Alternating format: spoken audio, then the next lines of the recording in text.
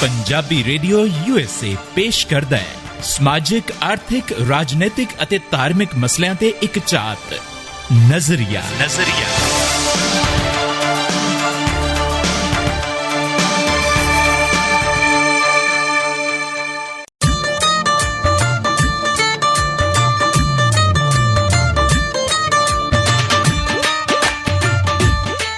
ਨਮਸਕਾਰ, ਆਦਾਬ, ਸਤਿ ਸ੍ਰੀ ਅਕਾਲ। Programme Punjabi radio USA ਦਾ ਲੈ ਕੇ ਨਜ਼ਰੀਆ ਹਾਜ਼ਰ ਹਾਂ। ਮੈਂ ਜੀ ਤੁਹਾਡਾ ਆਪਣਾ ਖਿਦਮਤਗਾਰ ਚਰਨਜੀਤ ਜੋਗੀ ਤੇ ਮੈਂ ਰਮਨੀਕ ਕੌਰ। ਰਮਨੀਕ ਕੌਰ ਜੀ ਕਹਿੰਦੇ ਨੇ ਕਿ ਸੋਚ ਤਿੱਖੀ ਹੋਏ ਤਲਵਾਰਾਂ ਤੋਂ ਫਿਰ ਨਹੀਂ ਬੰਦਾ ਹਰਦਾ ਜੋਗੀ ਮਾਰਾਂ ਤੋਂ ਜਾਂ ਹਾਰਾਂ ਤੋਂ। ਕਿਆ ਬਾਤ। ਔਰ ਇਹ ਉੱਚੀ ਤੇ ਸੁੱਚੀ ਸੋਚ ਜਿਹੜੀ ਹੈ ਇਹ ਤੁਹਾਨੂੰ ਅੱਗੇ ਲੈ ਕੇ ਜਾਂਦੀ ਹੈ। ਕਿੰਨੀਆਂ ਤਰੱਕੀਆਂ ਅਸੀਂ ਕੀਤੀਆਂ ਜੀ। ਕੋਈ ਸਮਾਂ ਹੁੰਦਾ ਸੀ ਲੱਕੜ ਦੀ ਪੌੜੀ ਲਾਉਂਦੇ ਹੁੰਦੇ ਸੀ, ਹਾਂ, ਫਿਰ ਕੋਠੇ ਤੇ ਚੜਨਾ, ਠੀਕ ਹੈ ਜੀ। ਕੋਈ ਸਮਾਂ ਹੁੰਦਾ ਸੀ ਕਿ ਅਸੀਂ ਲਾਲਟਨ ਬਾਲਦੇ ਹੁੰਦੇ ਸੀ, ਠੀਕ ਹੈ ਜੀ। ਫਿਰ ਉਸ ਤੋਂ ਬਾਅਦ ਤੇਰੇ ਵਰਗੀਆਂ ਐਕਸਪਰਟ ਬੀਬੀਆਂ ਆਈਆਂ ਵੀ ਜਿਨ੍ਹਾਂ ਨੇ ਆਪਣੀਆਂ ਨਵੀਆਂ ਖੋਜਾਂ ਕੀਤੀਆਂ। ਘਰ ਵਾਲਿਆਂ ਦੇ ਪੁਰਾਣੇ ਪਊਏ ਅਧੀਏ ਲੱਭੇ, ਉਹਨਾਂ ਨੇ ਖੋਜ ਕੀਤੀ ਯਾਰ, ਠੀਕ ਹੈ। ਉਹਨਾਂ ਦੇ ਢੱਕਣ ਦੇ ਵਿੱਚ ਕੀਤਾ ਛੇਕ, ਵਿੱਚ ਕਿਤੇ ਪੁਰਾਣਾ ਜਿਹਾ ਨਾਲਾ ਪਾਇਆ, ਆਹੋ, ਤੇ ਉਹ ਪਾ ਕੇ ਅਗਲਿਆਂ ਨੇ ਰਾਤ ਨੂੰ ਉਹ ਜਗਾਈ। ਮੈਂ ਕਿਹਾ ਜੀ ਉਹ ਬਣ ਗਈ ਉਹਨਾਂ ਦੀ ਆਪਣੀ ਨਵੀਂ ਨਰੋਈ ਲਾਈਟ, ਠੀਕ ਹੈ ਜੀ। ਹਾਂ, ਘਰੇਲੂ ਉਹਨਾਂ ਨੇ ਆਪਣੇ ਦੀਵੇ ਬਣਾਉਣੇ ਸ਼ੁਰੂ ਕਰ ਦਿੱਤੇ। ਉਸ ਤੋਂ ਬਾਅਦ ਫਿਰ ਸਾਰਿਆਂ ਨੇ ਸੋਚਿਆ ਕਿ ਯਾਰ ਇਹ ਇਦਾਂ ਤੇ ਕੰਮ ਨਹੀਂ ਚੱਲਣਾ, ਤਰੱਕੀ ਕਰਨੀ ਪੈਣੀ ਹੈ। ਲਓ ਜੀ, ਤਰੱਕੀ ਕਰਦਾ ਕਰਦਾ ਬੰਦਾ ਕਿਤੇ ਦਾ ਕਿਤੇ ਪਹੁੰਚ ਗਿਆ। ਕਿਸੇ ਫਿਰ ਹੁਣ ਮੇਰੇ ਵਰਗੇ ਬੰਦੇ ਨੇ ਬਲਬ ਦੀ ਖੋਜ ਕਰ ਦਿੱਤੀ। ਅੱਛਾ, ਮਤਲਬ ਕਿ ਜਿਹੜੀ ਦੇਸੀ ਟਿੱਚੀ ਦੀ ਖੋਜ ਉਹ ਮੈਂ ਕੀਤੀ, ਹਾਂਜੀ, ਤੇ ਜਿਹੜੀ ਬਲਬ ਦੀ ਖੋਜ ਹੈ ਉਹ ਤੁਸੀਂ ਕੀਤੀ। ਤੇ ਲੈ ਦੱਸ। ਐਕਸਕਿਊਜ਼ ਮੀ, ਆਇਨਸਟਾਈਨ ਦੇ ਪਾਪਾ ਜੀ, ਆਪਣਾ ਪੂਰਾ ਤਾਰਫ ਤੁਸੀਂ ਗਾਣੇ ਤੋਂ ਬਾਅਦ ਕਰਾਓਗੇ? ਆ ਬਿਲਕੁਲ ਕਰਾਵਾਂਗੇ ਜੀ।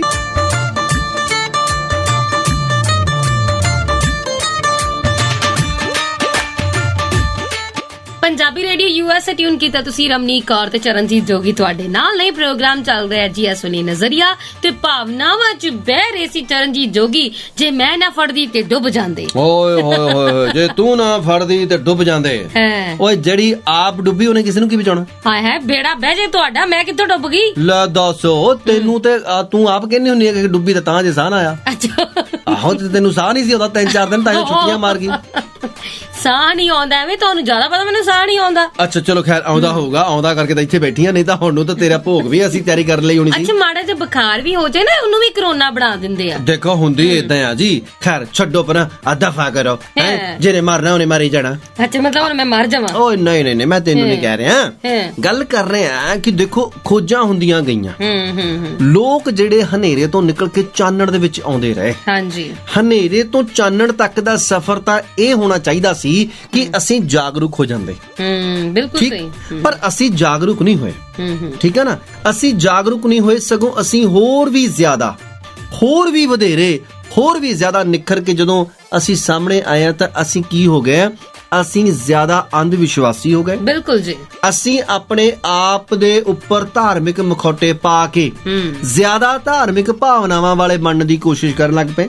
ਲੋਕ ਦਿਖਾਵਾ ਕਰਨ ਲੱਗ ਪਏ। ਐਗਜ਼ੈਕਟਲੀ। ਪਰ ਜੋਗੀ ਜੀ, ਮੈਨੂੰ ਇੱਕ ਗੱਲ ਨਹੀਂ ਸਮਝ ਆਈ। ਤੁਹਾਨੂੰ ਬਾਕੀ ਕਿਹੜਾ ਸਮਝ ਆਈਆਂ? ਓਹੋ, ਕਹਿਣਾ ਕੀ ਚਾਹੁੰਦੇ ਹੋ? ਹਾਂ, ਜਿਹੜਾ ਆ ਤੇਰਾ ਸਵਾਲ ਆ ਨਾ, ਮੈਨੂੰ ਉਮੀਦ ਸੀ ਕਿ ਤੂੰ ਇਹ ਸਵਾਲ ਕਰੇਂਗੀ। ਅੱਛਾ, ਮੈਂ ਹੀ ਨਹੀਂ, ਬਾਕੀ ਵੀ ਕਰ ਰਹੇ ਆ। ਹਾਂ, ਤੇ ਲਓ ਜੀ, ਬਾਕੀਆਂ ਦੇ ਵੀ ਸਵਾਲਾਂ ਦੇ ਜਵਾਬ ਦਿੰਨੇ ਆ ਆਣ ਕੇ ਇਸ ਗੀਤ ਤੋਂ।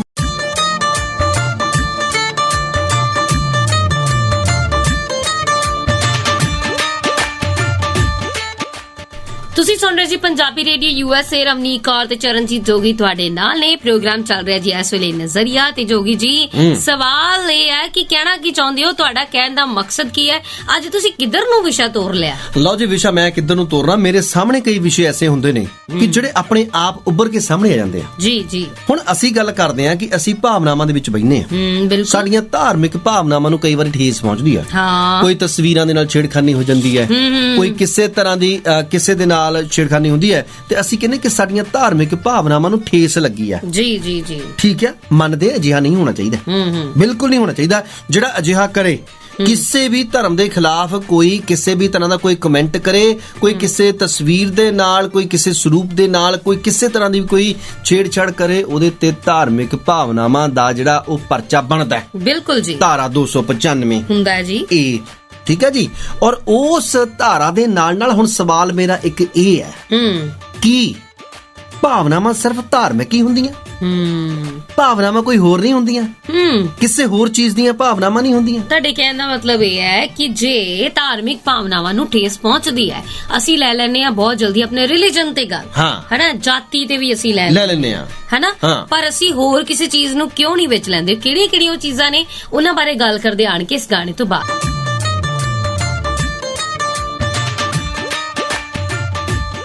ਪੰਜਾਬੀ ਰੇਡੀਓ USA ਤੇ ਇਸ ਵੇਲੇ ਤੁਸੀਂ ਸੁਣ ਰਹੇ ਹੋ ਜੀ ਪ੍ਰੋਗਰਾਮ ਨਜ਼ਰੀਆ ਜੀ। ਹੁਣ ਗੱਲ ਕਰਦੇ ਆ ਕਿ ਧਾਰਮਿਕ ਭਾਵਨਾਵਾਂ ਹੀ ਹੁੰਦੀਆਂ। ਹੁਣ ਸੋਚ ਲਿਆਈਏ ਆਪਾਂ ਵਿਗਿਆਨਕ। ਥਾਮਸ ਐਲਵਾ ਐਡੀਸਨ ਨੂੰ ਜਾਣਦੀ ਹੈ? ਹਾਂਜੀ ਬਿਲਕੁਲ, ਮੇਰੇ ਨਾਲ ਹੀ ਰਹਿੰਦੇ ਸੀ, ਗੁਆਂਢੀ ਸੀ ਮੇਰੇ। ਉਹਨਾਂ ਨੇ ਤਾਂ ਬਲਬ ਬਣਾਤਾ ਤੇ ਤੁਸੀਂ ਬਲਬ ਵੱਟੇ ਲੈ ਕੇ ਤੋੜਨੇ ਸ਼ੁਰੂ ਕਰ ਦਿੱਤੇ। ਤੇ ਜਦੋਂ ਸਾਨੂੰ ਚੰਗਾ ਨਹੀਂ ਲੱਗਾ ਤੇ ਅਸੀਂ ਉਹਨੂੰ ਤੋੜਨਾ ਹੀ ਹੈ। ਸਾਨੂੰ ਹਨੇਰਾ ਚੰਗਾ ਲੱਗਦਾ ਸੀ, ਸਵੇਰੇ ਜਦੋਂ ਮੰਮੀ ਲਾਈਟ ਜਗਾਉਂਦੇ ਸੀ ਵੀ ਉੱਠ ਜਾਓ ਕਾਕੇ, ਉੱਠ ਜਾਓ ਬੱਚਿਓ, ਸਕੂਲੇ ਜਾਣਾ ਆ, ਚੰਗਾ ਜਿਹਾ ਨਹੀਂ ਸੀ ਲੱਗਦਾ, ਇਸ ਲਈ ਤੋੜਨਾ ਸਹੀ ਸਮਝਿਆ। ਤੇ ਜਦੋਂ ਤੁਸੀਂ ਬਲਬ ਤੋੜਿਆ ਹਨੇਰੇ ਦੇ ਆਸ਼ਕੋ ਤੇ ਤੁਹਾਨੂੰ ਨਹੀਂ ਲੱਗਾ ਕਿ ਕਿਤੇ ਚਾਨਣ ਦੀਆਂ ਭਾਵਨਾਵਾਂ ਵੀ ਆਹਤ ਹੋਈਆਂ ਹੋਣਗੀਆਂ? ਅੱਛਾ, ਤੁਹਾਨੂੰ ਨਹੀਂ ਲੱਗਾ ਕਿਤੇ ਬਲਬ ਦੀ ਭਾਵਨਾ ਨੂੰ ਵੀ ਠੇਸ ਲੱਗੀ ਹੋਊਗੀ? ਤੁਹਾਨੂੰ ਨਹੀਂ ਲੱਗਾ ਕਿਤੇ ਵਿਗਿਆਨ ਨੂੰ ਵੀ ਠੇਸ ਲੱਗੀ ਹੋਊਗੀ? ਕਿਉਂ? ਵਿਗਿਆਨ ਨੇ ਤੁਹਾਨੂੰ ਉਂਗਲ ਫੜ ਕੇ ਬਾਹਰ ਕੱਢਣ ਦੀ ਕੋਸ਼ਿਸ਼ ਕੀਤੀ ਜੀ, ਠੀਕ ਹੈ ਨਾ। ਸਾਡੇ ਧਾਰਮਿਕ ਗ੍ਰੰਥ ਕੀ ਨੇ? ਵਿਗਿਆਨ ਦਾ ਇੱਕ ਬਹੁਤ ਵੱਡਾ ਸੋਮਾ ਜੀ, ਇੱਕ ਸਰੋਤ, ਉਹ ਸਾਨੂੰ ਹਨੇਰੇ ਦੇ ਵਿੱਚੋਂ ਫੜ ਕੇ ਬਾਹਰ ਕੱਢਦੇ ਚਾਨਣ ਦੇ ਵਿੱਚ।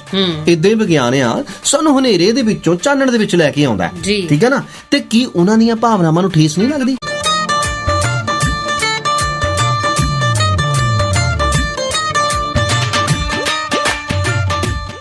ਤੁਸੀਂ ਸੁਣ ਰਹੇ ਹੋ ਜੀ ਪੰਜਾਬੀ ਰੇਡੀਓ USA, ਰਵਨੀਕ ਕੌਰ ਤੇ ਚਰਨਜੀਤ ਜੋਗੀ ਤੁਹਾਡੇ ਨਾਲ। ਇਹ ਪ੍ਰੋਗਰਾਮ ਚੱਲ ਰਿਹਾ ਜੀ ਇਸ ਵੇਲੇ ਨਜ਼ਰੀਆ ਤੇ। ਜੋਗੀ ਜੀ, ਮੈਨੂੰ ਤਾਂ ਤੁਸੀਂ ਏਦਾਂ ਲੱਗਦਾ ਸਟਿਆ ਗਏ ਹੋ। ਅੱਛਾ, ਮਤਲਬ ਕੀ ਗੱਲਾਂ ਕਰੀ ਜਾਂਦੇ ਹੋ? ਆਪਾਂ ਕਦੇ ਜਨਮ ਪੱਤਰੀ ਬਣਾਈ? ਮੈਂ ਪੰਡਤ ਹੈ ਨਾ? ਨਹੀਂ, ਉਦਾਂ ਵੈਸੇ ਨਹੀਂ, ਮੈਂ ਥੋੜੀ ਜਨਮ ਪੱਤਰੀ ਨਹੀਂ, ਤੂੰ ਬਹੁਤ ਟੂਣੇ ਟਾਵਣੇ ਕਰਦੀ ਰਹੀ ਆ ਆਪਣੇ ਸਮੇਂ ਵਿੱਚ।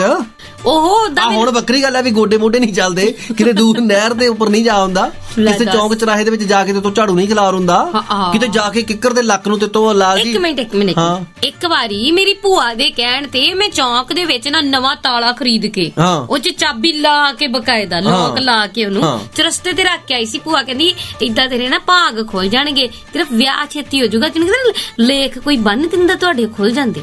ਅੱਛਾ, ਤੇ ਸ਼ਰਮ ਨਹੀਂ ਆਈ ਕਿ ਜਿਸ ਬੰਦੇ ਨੇ ਜਿੰਦਾ ਬਣਾਇਆ ਹੋਊਗਾ, ਉਹ ਲੋਕ ਬਣਾਇਆ ਹੋਊਗਾ, ਜਿਹਨੇ ਆਪਣੇ ਦਿਮਾਗ ਦੀ ਕਾਢ ਕੱਢੀ ਹੋਊਗੀ, ਉਸ ਜਿੰਦੇ ਨੂੰ ਤੁਸੀਂ ਵਹਿਮਾਂ ਭਰਮਾਂ ਲਈ ਵਰਤ ਰਹੇ ਹੋ, ਉਹਦੇ ਨਾਲ ਵਿਗਿਆਨ ਦੀਆਂ ਭਾਵਨਾਵਾਂ ਨੂੰ ਠੇਸ ਨਾ ਲੱਗੀ ਹੋਊ? ਹੁਣ ਤੱਕ ਤੇ ਮੈਂ ਧਾਰਮਿਕ ਭਾਵਨਾਵਾਂ ਨੂੰ ਠੇਸ ਲੱਗਦੀ ਸੁਣੀ ਸੀ, ਆ ਨਵੀਂ ਗੱਲ ਕੱਢ ਮਾਰੀ ਹੈ। ਏਦਾਂ ਹੀ ਹੁੰਦਾ।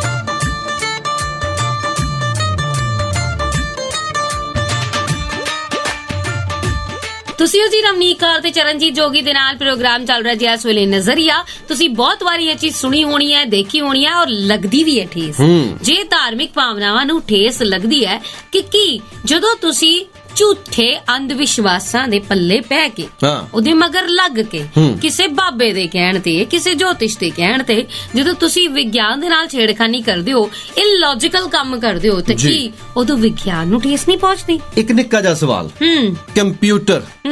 ਕੰਪਿਊਟਰ ਜਦੋਂ ਕਿਸੇ ਨੇ ਬਣਾਇਆ ਹੋਊਗਾ, ਕੀ ਉਹਨੇ ਸੋਚਿਆ ਹੋਊਗਾ ਕਿ ਇਹਦੇ ਨਾਲ ਯਾਰ ਜਨਮ ਪੱਤਰੀਆਂ ਵੀ ਕੱਢਣੀਆਂ ਜਾਣੀਆਂ, ਟੇਵੇ ਕੱਢੇ ਜਾਣੇ ਆ? ਨਹੀਂ, ਟੇਵੇ ਮਲਾਏ ਵੀ ਜਾਣੇ ਵਿਆਹ ਵਾਸਤੇ, ਟੇਵੇ ਮਲਾਏ ਜਾਣੇ। ਦੇਖੋ, ਇਹ ਜਿਹੜੀਆਂ ਚੀਜ਼ਾਂ ਸਾਨੂੰ ਵਹਿਮਾਂ ਭਰਮਾਂ ਦੇ ਵਿੱਚੋਂ ਕੱਢਣ ਲਈ ਬਣੀਆਂ ਸੀ।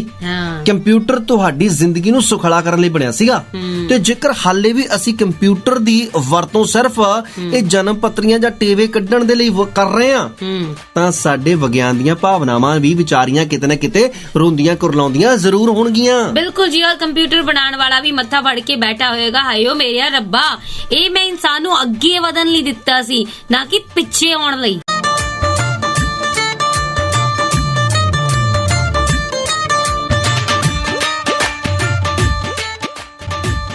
ਲਓ ਜੀ, ਪੰਜਾਬੀ ਰੇਡੀਓ USA ਤੇ ਪ੍ਰੋਗਰਾਮ ਨਜ਼ਰੀਆ ਚੱਲ ਰਿਹਾ ਤੇ ਜਦੋਂ ਗੱਲ ਕਰਦੇ ਆ ਵਿਗਿਆਨ ਦੀ, ਪੜ੍ਹਾਈ ਕਰਕੇ, ਹਾਂਜੀ ਠੀਕ ਹੈ ਜੀ, ਐਨ ਵੱਡੇ ਤੁਸੀਂ ਡਾਕਟਰ ਇੰਜੀਨੀਅਰ ਬਣ ਗਏ, ਕੋਈ ਟੀਚਰ ਬਣ ਗਿਆ, ਪ੍ਰੋਫੈਸਰ ਬਣ ਗਿਆ, ਕੋਈ ਆਰਜੇ ਬਣ ਗਿਆ, ਤੇ ਕੋਈ ਪ੍ਰੋਫੈਸਰ ਨਹੀਂ ਲੱਗ ਗਈ, ਠੀਕ ਹੈ, ਤੇ ਮੁੜ ਕੇ ਉਹੀ ਜਦੋਂ ਪੱਥਰਾਂ ਨੂੰ ਸੱਪਾਂ ਨੂੰ ਦੁੱਧ ਪਿਲਾਉਂਦੇ ਆ, ਸੂਰਜ ਗ੍ਰਹਿਣ ਚੰਦ ਗ੍ਰਹਿਣ ਫਿਰ ਪਾਣੀ ਵਾਰਦੇ ਆ।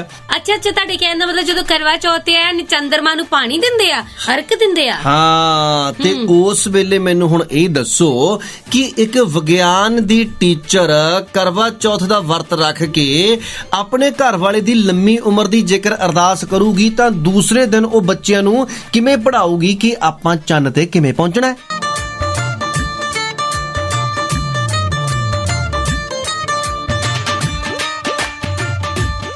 ਲਓ ਜੀ, ਗੱਲਾਂ ਬਾਤਾਂ ਬਹੁਤ ਚੱਲ ਰਹੀਆਂ ਨੇ, ਬਹੁਤ ਸਾਰੀਆਂ ਗੱਲਾਂ ਬਾਤਾਂ ਸਾਡੀਆਂ ਕਈਆਂ ਨੂੰ ਚੁਭਵੀਆਂ ਵੀ ਹੋਣਗੀਆਂ, ਪਰ ਗੱਲ ਆ ਕਿ ਅੱਜ ਦੇ ਦੌਰ ਦੇ ਵਿੱਚ ਇਹ ਗੱਲ ਕਰਨੀ ਜ਼ਰੂਰੀ ਹੈ।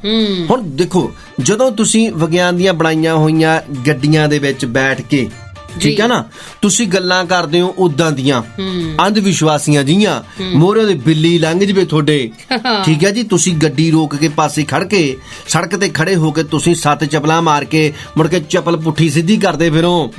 ਤੇ ਯਾਰ, ਜਿਸ ਗੱਡੀ ਨੂੰ ਜਿਸ ਕੰਪਨੀ ਨੇ ਬਣਾਇਆ ਹੈ, ਜਿਸ ਵਿਗਿਆਨੀ ਨੇ ਬਣਾਇਆ ਹੈ, ਉਹ ਤਾਂ ਵਿਚਾਰੇ ਦੀ ਰੂਹ ਕੰਬ ਉੱਠਦੀ ਹੋਣੀ ਹੈ। ਬਿਲਕੁਲ ਜੀ, ਔਰ ਉਹ ਸੋਚਦਾ, ਉਹ ਤਾਂ ਕਹਿੰਦਾ ਹੋਣਾ ਚੰਗਾ ਵੀ ਇਹਦੇ ਨਾਲ ਚੰਗਾ ਤਾਂ ਬਿੱਲੀ ਲਈ ਪੰਜੇ ਹੀ ਬਣਾਉਂਦਾ। ਇਹੀ ਤੇ ਗੱਲ ਹੈ ਕਿ ਅਸੀਂ ਹਮੇਸ਼ਾ ਧਾਰਮਿਕ ਭਾਵਨਾਵਾਂ ਜਾਂ ਜਾਤੀਵਾਦ ਦੀਆਂ ਭਾਵਨਾਵਾਂ ਨੂੰ ਜਾਂ ਫਿਰ ਜਾਤੀ ਸੂਚਕ ਵਰਤਲੇ ਸ਼ਬਦ ਹਨਾ, ਇਦਾਂ ਦੀਆਂ ਗੱਲਾਂ ਨੂੰ ਤਾਂ ਅਸੀਂ ਝੱਟ ਮੰਨ ਲੈਂਦੇ ਆ। ਪਰ ਅੱਜ ਤੱਕ ਕੋਈ ਇਹੋ ਜਿਹਾ ਕਾਨੂੰਨ ਨਹੀਂ ਬਣਿਆ ਜਿਹੜਾ ਕਿ ਵਿਗਿਆਨਿਕ ਭਾਵਨਾਵਾਂ ਤੇ ਠੇਸ ਪਹੁੰਚਣ ਤੇ ਉਹਨਾਂ ਦੇ ਖਿਲਾਫ ਵੀ ਗੱਲ ਕਰੇ। ਸਾਰੇ ਪੰਜਾਬੀਆਂ ਦੇ ਦਿਲਾਂ ਦੀ ਧੜਕਣ, ਪੰਜਾਬੀ ਰੇਡੀਓ USA, ਧੜਕਦੇ ਦਿਲਾਂ ਦੇ ਨਾਲ ਨਾਲ।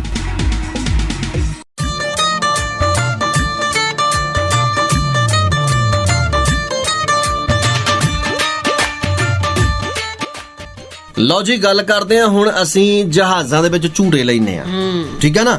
ਜਹਾਜ਼ਾਂ ਦੇ ਵਿੱਚ ਚੜ ਕੇ ਅਸੀਂ ਕਦੇ ਵੀ ਇਹ ਨਹੀਂ ਸੋਚਿਆ ਕਿ ਯਾਰ ਇਹ ਇੰਨੀ ਹਾਈਟ ਤੇ ਕਿੱਦਾਂ ਉੱਡਿਆ ਫਿਰਦਾ ਹੈ ਜੀ, ਕਿਹੜੀ ਚੀਜ਼ ਹੈ ਜਿਹੜੀ ਇਹਨੂੰ ਇੱਥੇ ਤੱਕ ਉਡਾ ਕੇ ਲੈ ਗਈ ਹੈ, ਕਿਉਂ ਉੱਡਿਆ, ਕਿਵੇਂ ਉੱਡਿਆ, ਕੀ ਪ੍ਰੋਸੀਜਰ ਹੈ, ਕੀ ਪ੍ਰੋਸੈਸ ਆ। ਬਸ ਅਸੀਂ ਤਾਂ ਇਹੀ ਸੋਚਦੇ ਰਹਿੰਦੇ ਆ, ਲੈ ਬਈ ਹੁਣ ਮੈਂ ਕਿਤੇ ਉੱਤਰ ਜਾਵਾਂ ਸਹੀ, ਹੁਣ ਮੈਂ ਜਾ ਕੇ ਹਨਾ ਮੈਂ 5.25 ਰੁਪਈਆਂ ਦਾ ਜਾ ਕੇ ਪ੍ਰਸ਼ਾਦ ਕਰਾਉਣਾ ਹੈ, ਠੀਕ ਹੈ ਨਾ। ਹਾਲੇ ਵੀ ਅਸੀਂ ਉੱਥੇ ਤੁਰੇ ਫਿਰਦੇ ਆ, ਹਾਲੇ ਵੀ ਅਸੀਂ ਇੰਨੇ ਡਾਲਰ ਪਾਉਂਡ ਕਮਾ ਕੇ ਲੋਕੀ ਜਿਹੜੇ ਆ ਹਾਲੇ ਵੀ ਉੱਥੇ ਤੁਰੇ ਫਿਰਦੇ ਆ ਕਿ ਜੇਕਰ ਅਸੀਂ ਰਾਫਲ ਜਹਾਜ਼ ਖਰੀਦਣੇ ਆ ਤੇ ਨਿੰਬੂ ਮਿਰਚਾਂ ਟੰਗਣੀਆਂ, ਤੇ ਨਿੰਬੂ ਮਿਰਚਾਂ ਅਸੀਂ ਟੰਗ ਕੇ ਉਹਨਾਂ ਨੂੰ ਆਪਣੇ ਦੇਸ਼ ਦੇ ਵਿੱਚ ਲੈ ਕੇ ਆਉਣਾ ਹੈ।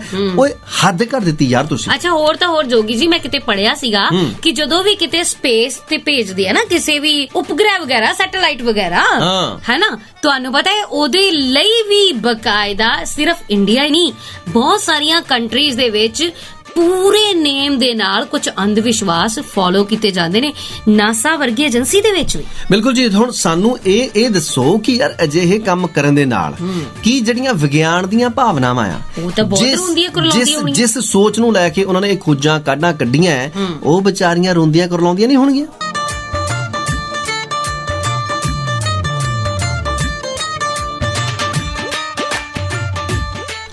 ਲਓ ਜੀ, ਪੰਜਾਬੀ ਰੇਡੀਓ USA ਤੇ ਇਸ ਵੇਲੇ ਪ੍ਰੋਗਰਾਮ ਨਜ਼ਰੀਆ ਚੱਲ ਰਿਹਾ ਤੇ ਗੱਲ ਕਰ ਰਹੇ ਅਸੀਂ ਕਿ ਲੋਕ ਐਵੇਂ ਖਾਮਖਾ ਉਤੇਜਿਤ ਹੋ ਜਾਂਦੇ ਆ ਜੀ, ਠੀਕ ਹੈ ਨਾ। ਪਰ ਅਸਲ ਵਿੱਚ ਜਿੱਥੇ ਸਾਨੂੰ ਬੋਲਣਾ ਚਾਹੀਦਾ ਉੱਥੇ ਅਸੀਂ ਬੋਲਦੇ ਨਹੀਂ, ਉੱਥੇ ਅਸੀਂ ਕੁਸਕਦੇ ਨਹੀਂ।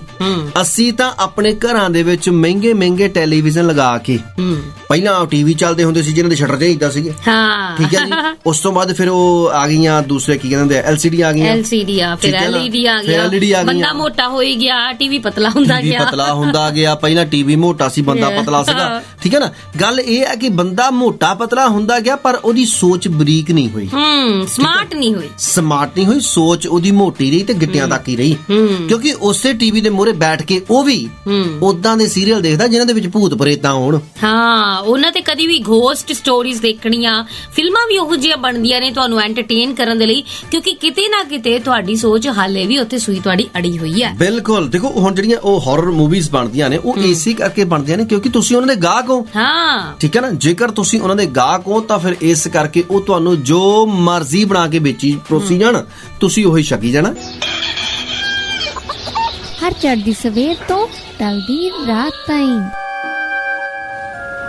ਸਾਲ ਦੇ 365 ਤੇ ਹਫਤੇ ਦੇ 7 ਦਿਨ ਸੁਣਦੇ ਰਹੋ ਆਪਣਾ ਮਾਨਯੋਗ ਤੇ ਮਨ ਪਾਉਂਦਾ radio, Punjabi radio USA।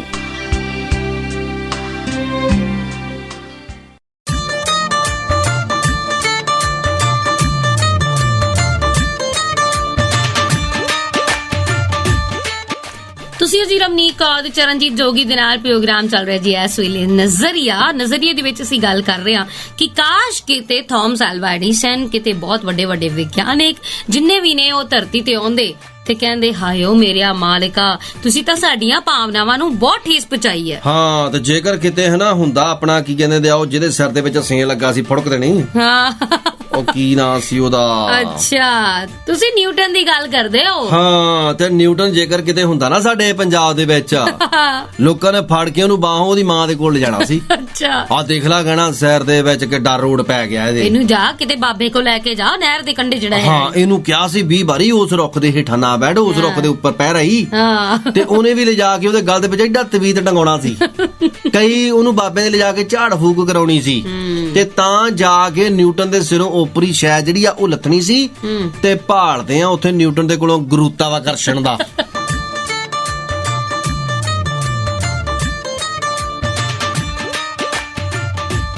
Punjabi radio US tune ਕੀਤਾ ਤੁਸੀਂ। ਰਮਨੀਕ ਕੌਰ ਤੇ ਚਰਨਜੀਤ ਜੋਗੀ ਤੁਹਾਡੇ ਨਾਲ ਨੇ। ਪ੍ਰੋਗਰਾਮ ਹੁਣ ਖਤਮ ਕਰਨ ਦਾ ਵੇਲਾ ਆ ਗਿਆ ਹੈ, ਲੇਕਿਨ ਹੁਣ ਸੋਚਣ ਦਾ ਵੇਲਾ ਵੀ ਆ ਗਿਆ। ਸੋਚਣ ਦਾ ਵੇਲਾ ਤਾਂ ਬਹੁਤ ਦੇਰ ਦਾ ਆਇਆ ਹੋਇਆ, ਪਰ ਅਫਸੋਸ ਕਿ ਅਸੀਂ ਸੋਚ ਨਹੀਂ ਰਹੇ ਜੀ। ਜੇਕਰ ਅਸੀਂ ਸੋਚੀਏ, ਵਿਚਾਰੀਏ, ਨਜ਼ਰ ਦੌੜਾਈਏ ਤਾਂ ਭਾਈ ਆਪਾਂ ਇਸ ਮਸਲੇ ਦੇ ਵਿੱਚੋਂ ਬਾਹਰ ਨਿਕਲੀਏ, ਵਿਗਿਆਨ ਦੇ ਲੜ ਲੱਗੀਏ ਜੀ। ਠੀਕ ਹੈ, ਗੁਰਬਾਣੀ ਸਾਨੂੰ ਕੀ ਕਹਿੰਦੀ ਹੈ, ਅਸੀਂ ਉਸ ਦੇ ਚਾਨਣ ਦੇ ਵਿੱਚ ਚੱਲੀਏ, ਕਿਉਂਕਿ ਉਹ ਸਭ ਤੋਂ ਵੱਡਾ ਵਿਗਿਆਨ ਦਾ ਸੋਮਾ ਆ ਜੀ। ਵਿਗਿਆਨ ਤਾਂ ਉਹਨੂੰ ਪੜ੍ਹ ਕੇ ਠੀਕ ਹੈ ਖੋਜਾਂ ਕਰ ਰਿਹਾ ਅੱਗੇ, ਤੇ ਅਸੀਂ ਉਹਨੂੰ ਪੜ੍ਹ ਕੇ ਹਾਲੇ ਵੀ ਅਨਪੜ੍ਹਤਾ ਢੋਈ ਜਾਂਦੇ ਆ, ਹਾਲੇ ਵੀ ਹਨੇਰੇ ਢੋਈ ਜਾਂਦੇ ਆ। ਉਹ ਜਾਗੋ, ਕਿਉਂਕਿ ਕਿਸੇ ਨੇ ਸੱਚ ਹੀ ਕਿਹਾ, ਜਦ ਜਾਗੋ ਤਦ ਸਵੇਰਾ। ਬਿਲਕੁਲ ਜੀ, ਔਰ ਅਸੀਂ ਵੀ ਚਾਹਾਂਗੇ ਕਿ ਹੁਣ ਤੁਸੀਂ ਵਿਗਿਆਨ ਦੀਆਂ ਭਾਵਨਾਵਾਂ ਨੂੰ ਠੇਸ ਪਹੁੰਚਾਣੀ ਪਲੀਜ਼ ਬੰਦ ਕਰ ਦਿਓ। ਹਾਂ, ਤੇ ਫਿਲਹਾਲ ਮੈਂ ਇਹ ਵੀ ਕਹਿਣਾ ਕਿ ਹੁਣ ਆਪਾਂ ਪ੍ਰੋਗਰਾਮ ਵੀ ਇੱਥੇ ਸਮੇਟੀਏ। ਬਿਲਕੁਲ ਜੀ, ਹੁਣ ਅਸੀਂ ਪ੍ਰੋਗਰਾਮ ਨੂੰ ਵੀ ਇੱਥੇ ਹੀ ਬੰਦ ਕਰਦੇ ਹਾਂ। ਆਹੋ, ਕਿਉਂਕਿ ਤੂੰ ਵੀ ਕਿਤੇ ਨਾ ਕਿਤੇ ਦੀਵਾ ਦੂਵਾ ਜਗਾਉਣ ਜਾਣਾ ਹੋਣਾ।